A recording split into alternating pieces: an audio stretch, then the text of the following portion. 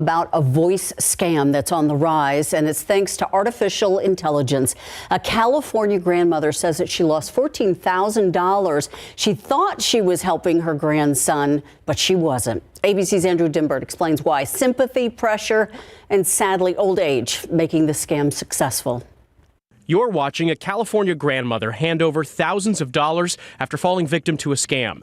89-year-old Shirley got a call last week and saw her grandson's name on the caller ID. She picked up and heard a voice that she says sounded exactly like him, saying that he'd been in an accident. And he said, "Grandma, I broke my nose." The person on the line handed the phone to a person Shirley was told was her grandson's attorney, who told her her grandson had been arrested for hitting another car and injuring a pregnant woman. Was, of course, very shook up. That person telling Shirley if she paid more than $9,000 in cash, the charges would be dropped. Shirley went to the bank and got the cash and is seen on this video handing it over. Moments later, she received another call saying the pregnant woman's baby had died and that the charges were now more serious. I was hysterical almost. I cried. This lady had lost a baby and that my grandson was going to be charged with murder. The person on the line demanding an additional $5,000, which she also handed over. Shirley not realizing she was being fooled until she finally called her grandson. I think it's absolutely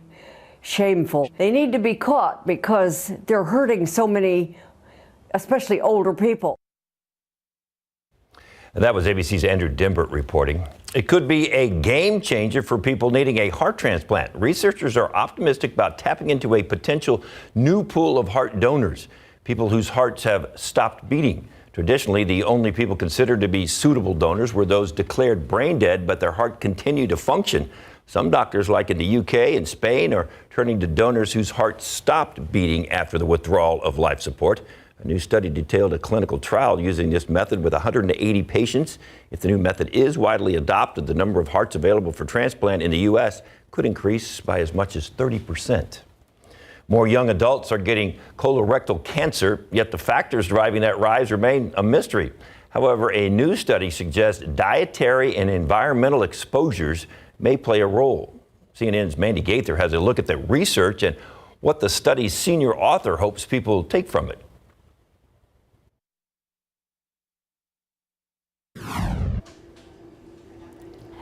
We appear to be having some problems with that story. Meantime, a shortage of life-saving cancer drugs forcing oncologists and pharmacists to scramble for alternative treatments. A survey found that 93% of cancer centers across the country are reporting a shortage of the chemotherapy drug called carboplatin, and 70% reporting a similar shortage of the drug cisplatin. Those medications are used in combination to cure many types of cancer. The Food and Drug Administration said it will now work with a Chinese drug maker to import cisplatin to boost our U.S. supply. Outside with live cams, still those storms developing northwest of San Antonio. Authority radar is really lighting up right now, Justin.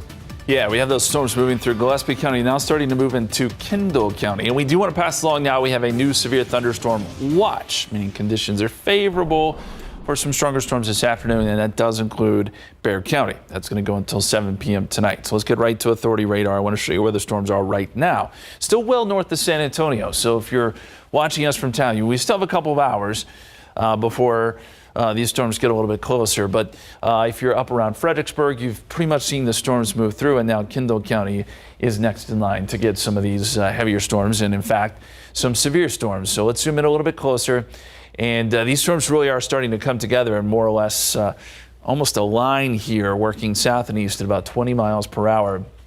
And it's the far western edge of this storm, which is really the strongest right there in parts of southern Gillespie County. I'll go ahead and pause it and I'll show you the warnings. First off, we have a warning for this storm, which is going to last just a little while longer until 12:45. But it's this storm that actually looks a little more robust now, and this is going to go until 1:15.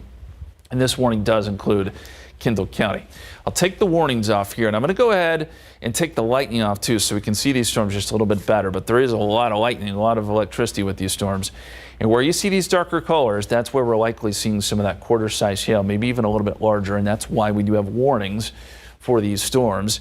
And we can put on the threats graphic here. And where you see some of that white color there, that's likely some pretty sizable hail.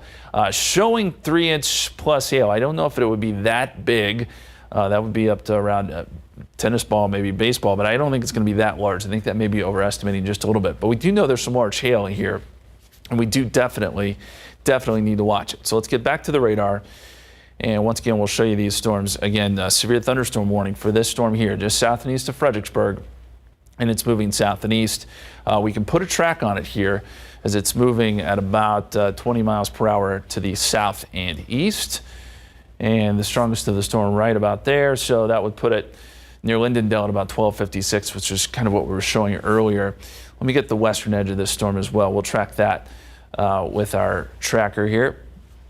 And that would put this part of the storm near Grapetown at 1245, Bankersmith about 1248. Again, these are still well north of San Antonio, but we do need to watch them as they advance off to the south and east this afternoon. Here's a look at the satellite picture, and you can see we've got the clouds, and this does stretch kind of west. We're starting to see some development here, so we'll watch what happens on the western flank of this, which could impact San Antonio. But there's that severe thunderstorm watch. The threats today, hail and gusty winds, as we just showed you. There could be some heavy rain involved with some of these storms too. We'll continue to track these on the radar. We'll have an updated forecast for you too coming up here in just a few minutes. Guys. Hey, Justin, the U.S. will commit $148 million to fight ISIS. The money will go to the global coalition, which was created to tackle the terrorist organization. Secretary of State Antony Blinken made the announcement in Saudi Arabia today. The total funding goal for the 86-member coalition is just over $600 million. The money will go to stabilization efforts in Iraq and Syria, including security, humanitarian needs, and creating economic opportunities. 6 people, including 4 children, have been injured in a stabbing attack in southeastern France. Police say that the attacker is a man. He was armed with a knife. He was taken into custody shortly after the attack.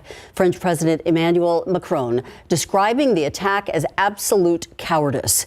This morning, lawmakers in the French National Assembly observed 1 minute of silence for those who were injured. Now to the new development in the investigation into Donald Trump's handling of classified documents. We are learning that the former president has received a letter from the special counsel informing him that he is a, quote, target of that investigation. The letter effectively puts Trump on notice that he faces the real prospect of indictment. Prosecutors have been investigating whether Trump illegally took classified documents from the White House and whether or not he obstructed the government's efforts to retrieve that material. The former president has maintained that he did nothing wrong. If you're the president of the United States, you can declassify just by saying it's declassified, even by thinking about it. As the investigation moves forward, prosecutors have started interviewing some of Trump's closest allies. That includes his former chief of staff, Mark Meadows. Pat Robertson, longtime TV host, beloved religious broadcaster, and one-time presidential candidate, dying in his home in Virginia Beach today. Robertson founded the Christian Broadcasting Network in 1960. He was 93 years old. The fight over student loan debt continues in Washington. Why it may now be up to the Supreme Court to decide what happens. That's coming up next.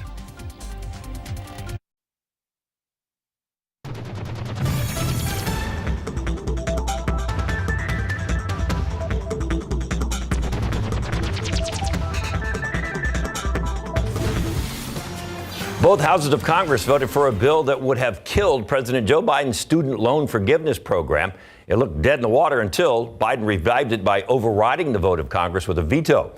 Shortly before killing the bill, President Biden issued a veto statement where he slammed lawmakers who voted for it. Some of them included his fellow Democrats. The bill was never more than political theater from the beginning because of legalities of the loan forgiveness program. It's really in the hands of the Supreme Court now. The justices are expected to issue a decision on it this summer. So far, Biden's plan hadn't relieved any loans because of that litigation. Also, President Biden set to announce several actions he says will protect people in the LGBTQ plus community. The Department of Education is going to be appointing a coordinator to combat recent book bans that states and cities have enacted under the reasoning that the subject matter of the books is not age appropriate. Well, now the Departments of Justice and Health and Human Services will be providing safety training and resources to help mental health providers care for transgender and diverse gender diverse youth. There's also initiatives to better accommodate LGBTQ plus youth who are in foster care and to combat homelessness in that community. And right now on KSAT12, you can check out episode 2 of the South Texas Pride podcast. Ivan Herrera introduces us to AJ Rivas. He is a digital creator, influencer, and comedian. He talks about everything from his social media origins to how his life changed after going viral and his upcoming Pride comedy show. You can watch it now on our homepage. And if you have any Pride events or story ideas you'd like to share, you can send them to pride@ksat.com. Taking another look at live cam, you can see way off in the distance, you can really start to see those thunderheads out there. Yeah, we're looking right at that big storm there up in Gillespie and Kendall County. So we still have a warning for that storm. It's going to go for a while longer. It's around 1:15 or so for this cluster of storms. But really, it's the western flank here, which is the strongest, in which we have the warnings for. It is about 55 miles from San Antonio, so we still have some time to watch this. It's moving southeast at about 20 miles per hour, but we're going to keep a close eye on things because there could be a few more strong storms or severe storms as the day wears on. We're going to have a complete radar update for you coming up. It's always fascinating to watch the authority radar and watch these storms just start way out west and just start heading right for us. I was going to say, I find it fascinating to watch the people who work in our weather authority offices. Justin and Mia and Sarah just busy like bees watching all this. Yeah, it's one of those days. I think we're going to stay busy for a couple of hours here as we watch these storms make their way into our area. We still do have a couple of warnings with this now line of storms, and it really has been the western flank this whole time that has been kind of the strongest. Just to the south and west of Fredericksburg there along Highway 87, we saw probably a pretty good hail core cross over the highway, and then now this is moving down into Kendall County. So let's dig into this and get a little bit closer to these storms. They're moving southeast at about 20 to 25.